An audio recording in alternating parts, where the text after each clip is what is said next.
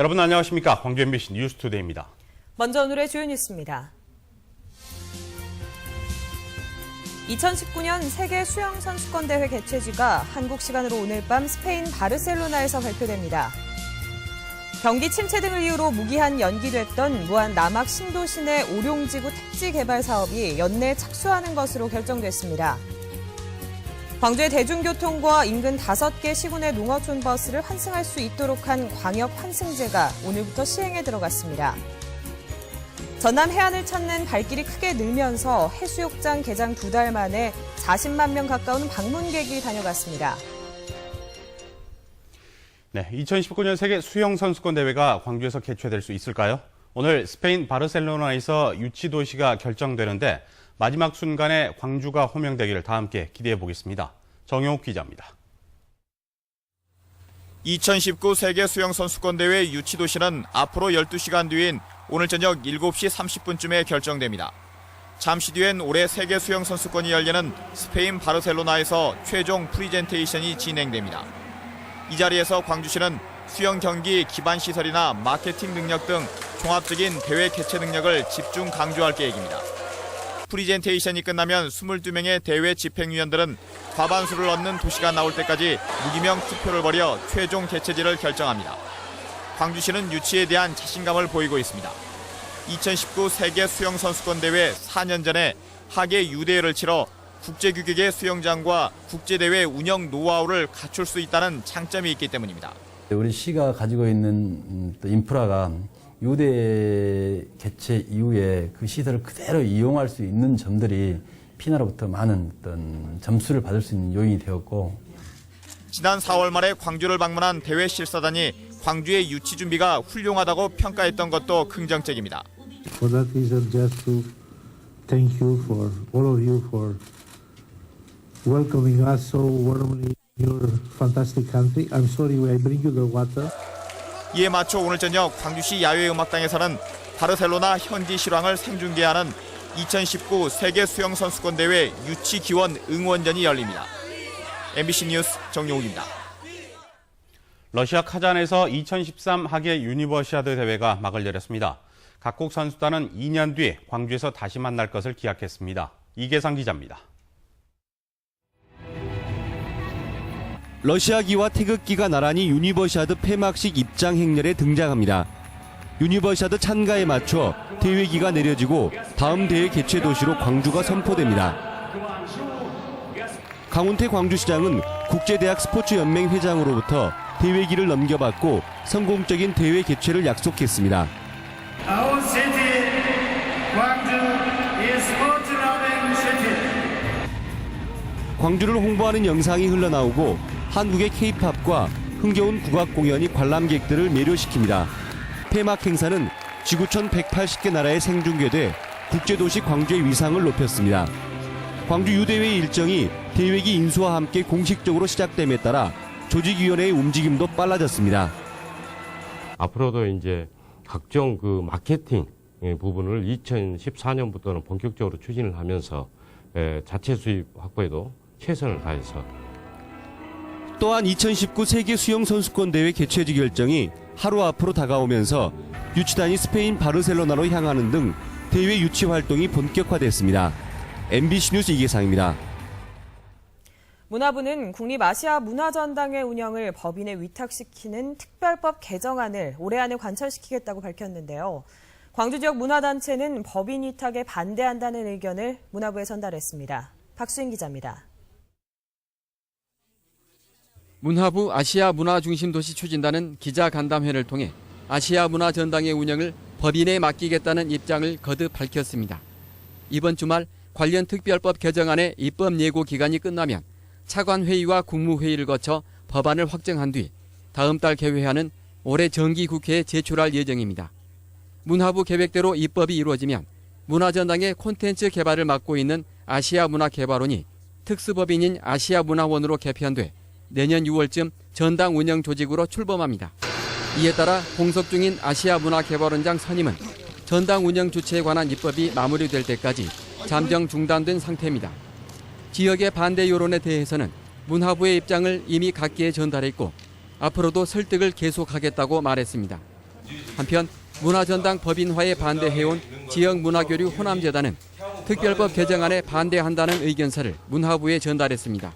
또 지역의 요구를 무시하고 문화부가 입법을 강행하면 법안 철회 투쟁에 나서겠다고 밝혔습니다.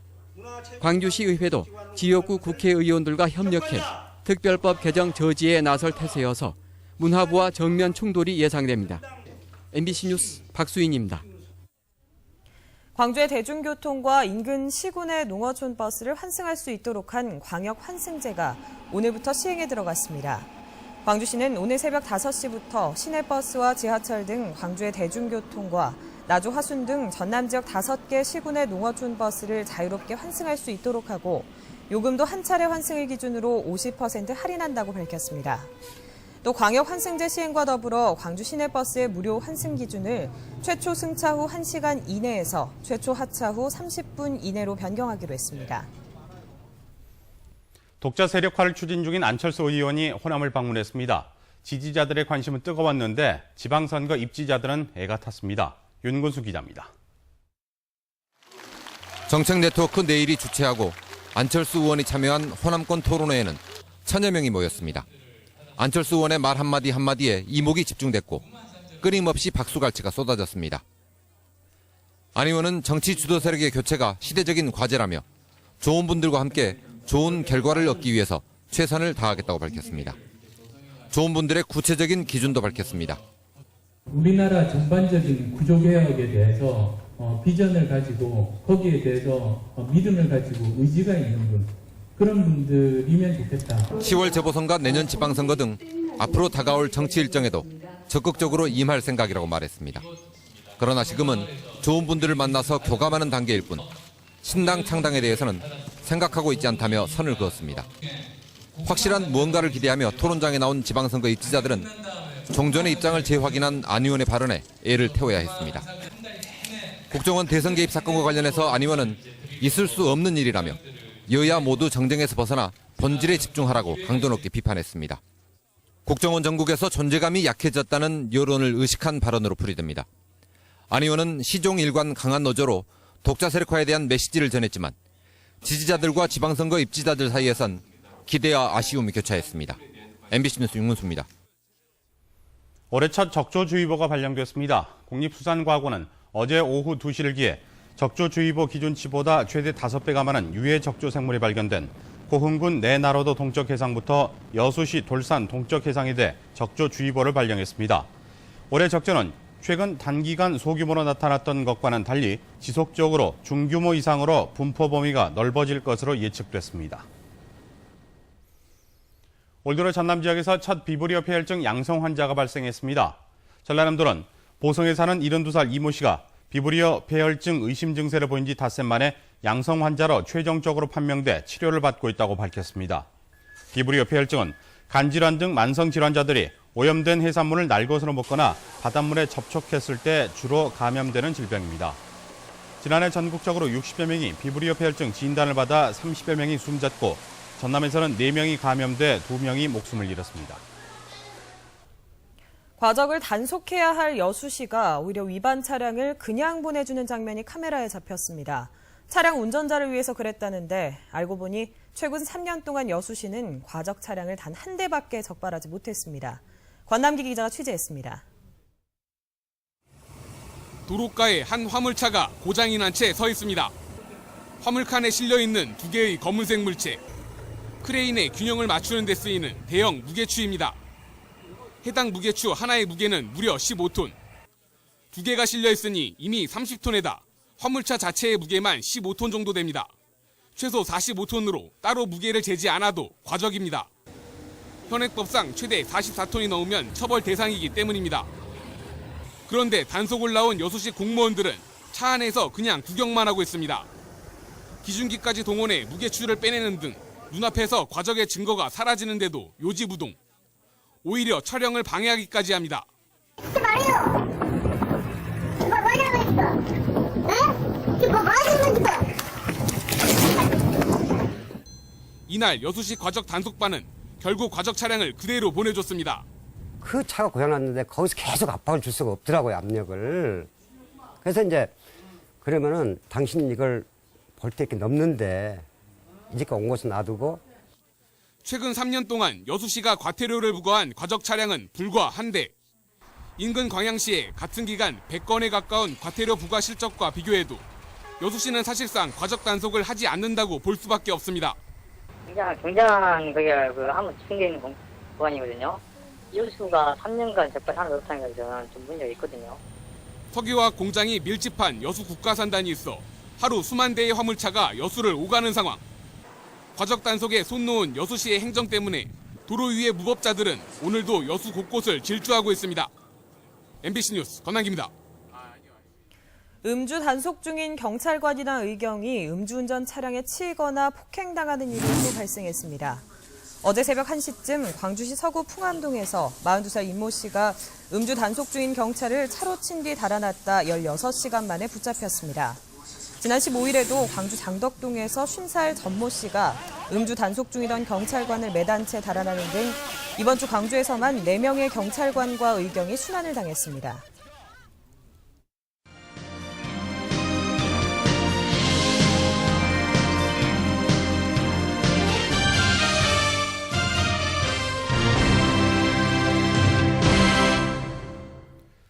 생육 환경을 조절해 이 계절과 장소에 관계없이 농작물을 생산할 수 있는 시설을 식물공장이라고 합니다. 특히 첨단 조명인 LED를 이용할 경우 생산성을 크게 높일 수 있어 최근 이 LED 식물공장이 농업계 안팎의 주목을 받고 있습니다. 조현성 기자입니다. 농협 점포 지하에 조성된 LED 식물공장입니다. 배양액이 토양 역할을, LED 광원이 광합성을 위한 태양빛의 역할을 하며 식물을 키웁니다. 좁은 면적에서도 다단 재배가 가능하고 생육 속도도 노지 재배보다 3배가량 빨라 엽채류의 경우 파종 후 한 달이면 수확이 가능합니다. 아직은 시범 재배 중이지만 조만간 본격적인 판매에도 나설 예정입니다. 매장 한 200평 규모로 해서 지금 마트를 신설을 하려고 하고 있습니다. 거기 마트 개장이 되면 대대적으로 좀 홍보를 해서 판매를 하려고 지금. 일본과 유럽 등 농업 선진국에선 이미 보편화되어 있는 식물 공장.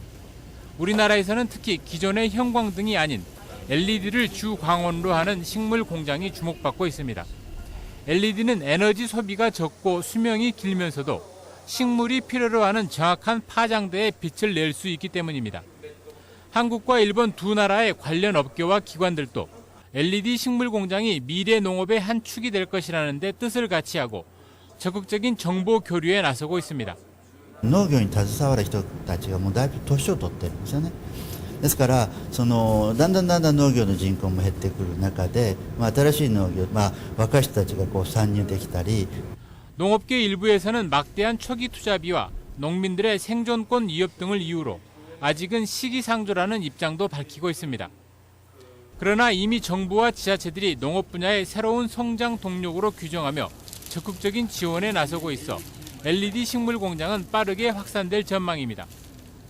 광주에서는 전국적으로 가장 많은 3곳의 식물 공장이 운영 중인 가운데 조만간 서방 지하 상가에도 대규모 LED 식물 공장이 들어설 예정입니다. MBC 뉴스 조현성입니다. 전라남도 의회가 대기업의 농업 생산 분야 진출을 반대하는 건의안을 채택했습니다. 도의회는 건의안에서 막대한 자본력과 기술력을 가진 대기업의 농업 생산 참여는 농업 비중이 큰 전남에 농산물 수입보다 더 큰 피해를 불러오게 될 것이라며 대기업의 농업 생산 분야 진출을 막을 수 있는 관련법 제정 등을 촉구했습니다. 개장 2달째를 맞는 전남의 해변에 현재까지 39만여 명이 찾아 예년보다 9만 명 증가한 것으로 집계됐습니다. 해변별로 신안 우전에 7만 명이 다녀갔고 완도 명사심리 4만 3천 명, 한평 돌머리 3만 8천 명 순으로 나타나는 등 11곳의 해변에서 예년보다 관광객 방문이 30%가 늘었습니다. 부동산 경기 침체 등을 이유로 무기한 연기됐던 오룡지구 택지 개발 사업이 올해 착수하는 것으로 결정됐습니다. 오룡지구 개발에 부정적이던 전라남도가 갑자기 전남개발공사의 입장을 수용했는데 그 배경이 궁금해지고 있습니다. 문현철 기자가 취재했습니다. 11년째 제자리를 맴돌던 오룡지구 택지 개발 사업이 급물살을 타고 있습니다. 전남개발공사는 올 연말 오룡지구 착공을 공식적으로 선언했습니다. 전체 개발 부지 270만 제곱미터 가운데 1차로 72만 제곱미터를 오는 2017년까지 개발한다는 계획입니다. 전체 오령지구를 한 번에 공사를 착수하는 게 아니고 단계를 구분해서 1단계를 마치고 나서 어떤 여러 가지 여건을 감안해서 2단계, 3단계 이런 순차적으로 개발할 계획입니다. 무안군과 갈등을 빚었던 하수 정말처리장 신설 문제도 추가 사업비 80억 원을 공사와 군이 절반씩 부담하기로 합의했습니다. 택지 공급 과잉과 부동산 경기 침체를 염려해 개발 연기를 고집했던 전라남도도 돌연 입장을 바꿨습니다. 단계별 개발을 조건으로 공사 측 입장을 전격 수용한 것입니다. 도청 건설국장 출신인 신임 사장의 입김이 작용한 게 아니냐는 후문입니다. 하지만 택지 공급 과잉과 부동산 경기 침체란 문제는 여전히 남아 있습니다. 도청 이전으로 대규모 인구 유입이 예정됐던 남학 신도시 개발 때와는 사정이 전혀 다르다는 지적입니다. 개발공사가 오령지구 약 20만 평 1단계로 개발해놓고 안 팔리고 나머지 또 60만 평 2단계, 3단계로 개발해가지고 안 팔렸을 경우에 이 재정 압박이 심각해지고 전남도 재정 건전성을 해치는 주요 요인이 될 우려가 있습니다. 전남개발공사는 남학 신도시 땅이 모두 소진돼 앞으로 부동산 시장이 호전될 것이란 자신감을 내비치고 있습니다. 오령지구 택지 개발 사업은 오는 2021년까지 6천억 원을 투자해 2만 2천 명의 인구를 수용할 수 있는 복합 신도시를 건설할 예정입니다. MBC 뉴스 문현철입니다. 광주은행 행장추천위원회가 오늘 회의를 열어 행장 후보자에 대한 1차 서류 심사를 마무리할 예정입니다. 광주은행 행장추천위원회는 오늘 3주 만에 다시 만나 그동안 서류 심사를 통해 가려진 컷오프 통과자 서너 명을 확정할 계획입니다. 이어 이들 후보들을 대상으로 면접 등을 실시해 다음 주 중으로 광주은행 새 행장 후보를 확정할 방침입니다. 내년에 광주에서 열리는 동아시아 문화도시 행사의 예술감독으로 뮤지컬 제작자인 박명성 씨가 위촉됐습니다. 광주시에 따르면 동아시아 문화도시 추진위원회가 첫 집행위원회를 열고 신시컴퍼니의 박명성 대표를 예술감독으로 위촉했습니다. 해남 출신의 박 감독은 맘마미아와 아이다, 시카고 등을 통해 대중성 있는 뮤지컬 작품을 제작해 명성을 얻었습니다.